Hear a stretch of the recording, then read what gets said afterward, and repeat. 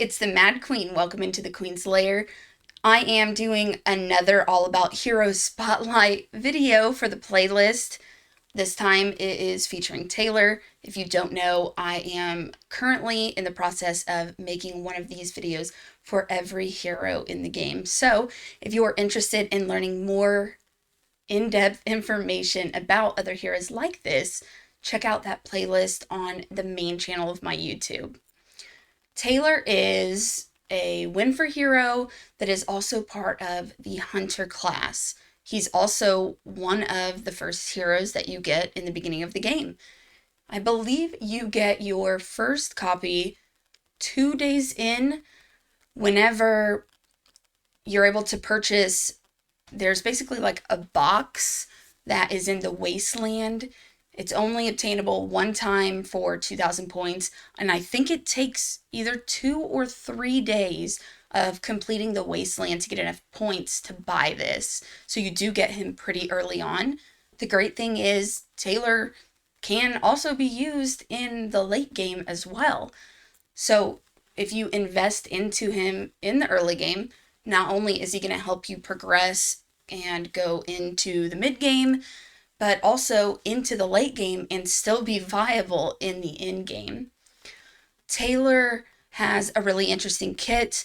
What's nice about him is he needs 100% crit rate, but you don't actually have to build 100% crit rate into him. And I'm going to be getting into that in a second, but first I am going to show you all of the stats, my talents. We're going to go over exclusives, show you my equipment, and all of that good stuff.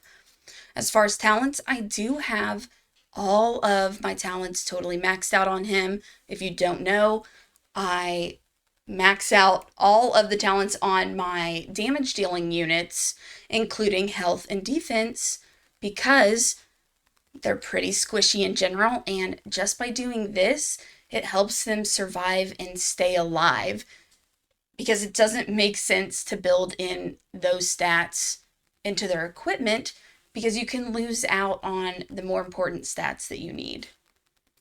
And of course, if you have your damage dealer coming in and dying really quickly, then ultimately they're not able to fulfill their purpose and deal damage.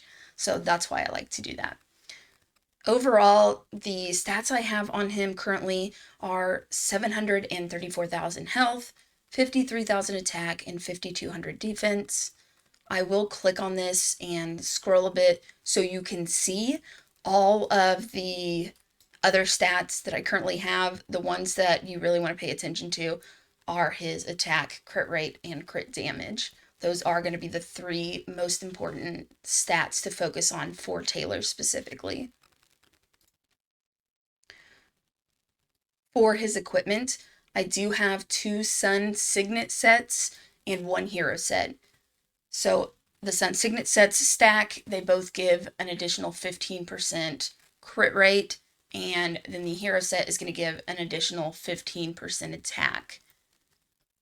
Touching on what I was saying a bit earlier, as you saw, I only have about 73% crit rate on him. You don't need more than, honestly, if you can hit between that 70 and 75% range, you're going to be really good. The reason for this is within Taylor's kit, he's able to give himself 15% crit rate that lasts for a specific amount of time. And if he's consistently hitting critical shots, he's able to bring that ability around more frequently and faster. So it is important that you build 100% crit rate into him, which is ideally going to be 70 to 75% with his gear. If you can get 70, that's great.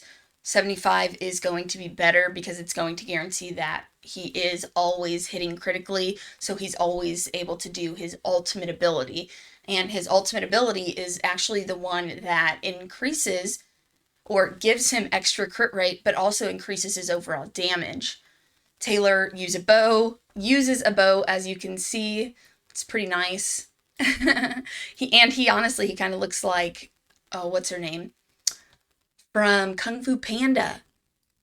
Tigress? I can't remember her name exactly. But I think that he looks like he came straight out of Kung Fu Panda. But, anyways,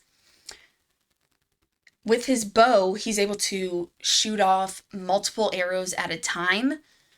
This is what makes him really good for places like the Disa Caves. If you can remember correctly, the Disa Caves boss puts up a shield. There's a number on that shield, and you have to hit the target or the shield X amount of times and take it off before a specific amount of time elapses or whatever, and it explodes and kills everybody on your team.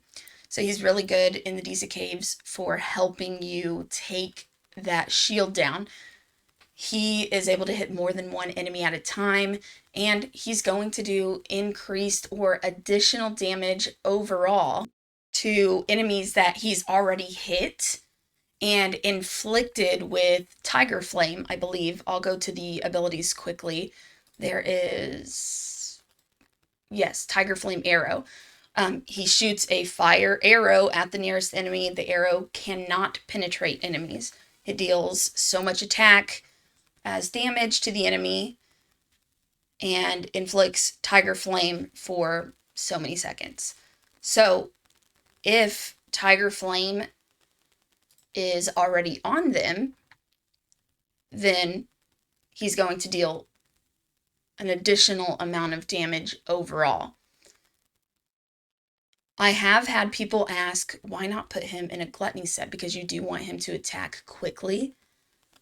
The reason that I do not put him in a gluttony set, honestly, there are some people that do that, but there are not a ton. I personally don't. If you just build him with enough crit rate and enough damage between attack and crit damage, he is able to, with his passive, gain energy so that he can get to his ultimate ability faster. So when he's firing off multiple arrows, if all of those are hitting critically, he's going to be able to shuffle through and get to his ultimate really fast, and it's basically always going to happen so that he's always getting that additional boost of damage. Also, a really cool thing about Taylor is you can control where he jumps. He has the ability to jump across the map. It's a pretty decent range. I think it's honestly about around half of the area that's on the map, but this makes him viable and really, really good in the Terradome.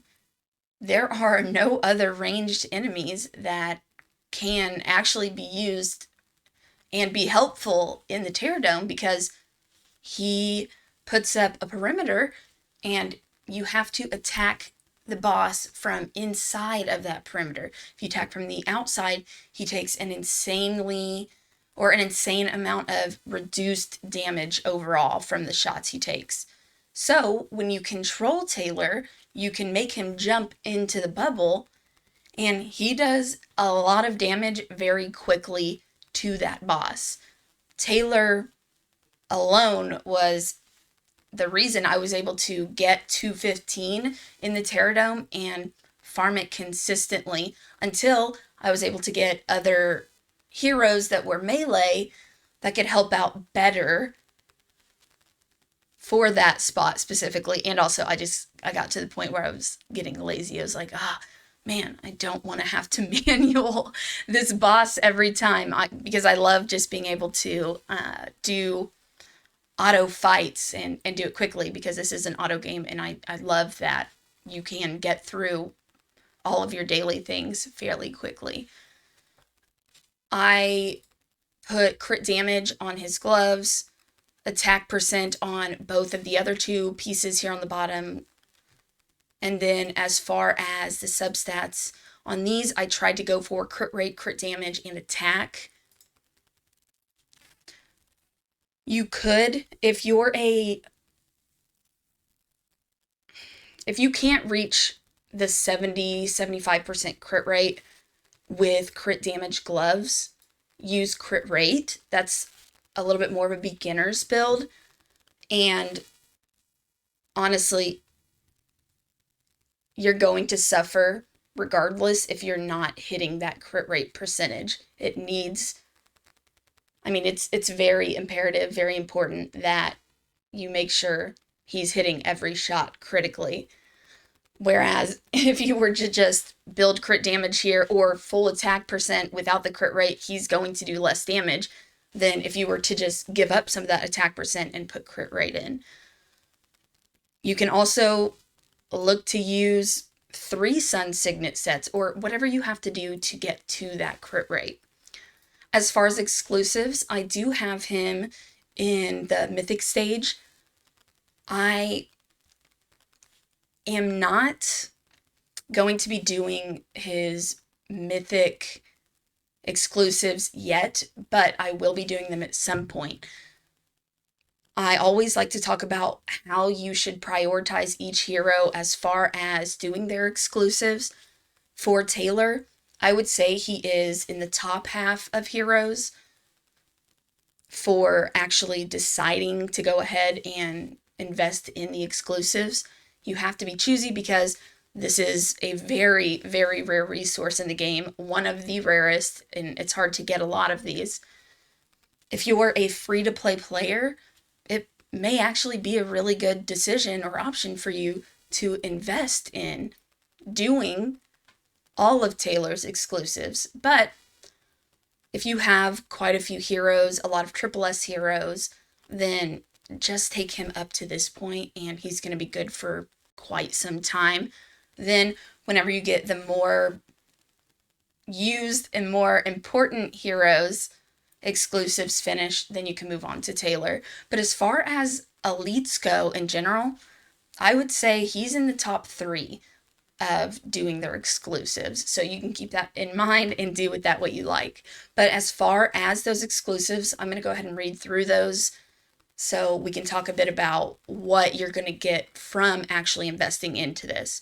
So his passive skill, Inspiration, is going to get extra energy recovered after each crit is increased by additional 5 points. So, okay, the energy recovered after each crit is increased by an additional 5 points. This is just going to allow him to get to his ultimate even faster.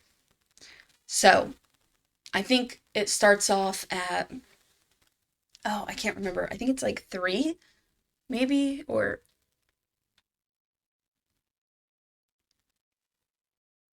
yes, 3 energy. So, it's going to go from 3 to 8. And like I said, he fires off a lot of arrows at once. So going from 3 to 5 energy per arrow that's hitting critically, that's a big deal. And you're going to notice you're going to start picking up on your damage quite a bit. And also, if I keep reading, the max crit damage obtained after a critical strike is increased to a max of 50% as well. Next, the crit damage bonus gained after triggering a critical shot will be increased by an additional 1%. And the crit damage bonus gained after triggering crit will be increased by an additional 2%. And lastly, what I don't have is after receiving 45% crit damage from Inspiration, it reduces the cooldown of Taylor's Fire Spirit Arrow by 1.5 seconds. So honestly, unlocking this, sure, it can definitely be helpful, but overall, if you just get him to this point, like I said, you won't really need to take him to this point until you have quite a few heroes exclusives finished. I want to go back just for a second. I can't remember if I mentioned this or not. Whenever you're putting sets on him, you want to use either the Sun Signet, the Hero, or the Overload set. The overload just gives additional crit damage. I just couldn't get all of the crit rate myself without doing the extra sets. The last thing I want to touch on is commanders. I'm not going to go over every commander that is good for him. I am just going to give one recommendation. The one I do want to recommend to you guys is going to be Brynhild. Brynhild, if you don't know, when a skill of a back row hero or middle row hero hits the same target 3 times, an additional damage based on 370% of the hero's attack is dealt to the target. And this can happen multiple times in a single skill, but it can only happen 5 times total in the battle. She's going to be really good for him because he is pumping out a lot of arrows at once. And this is just going to help him deal a decent amount of extra damage overall.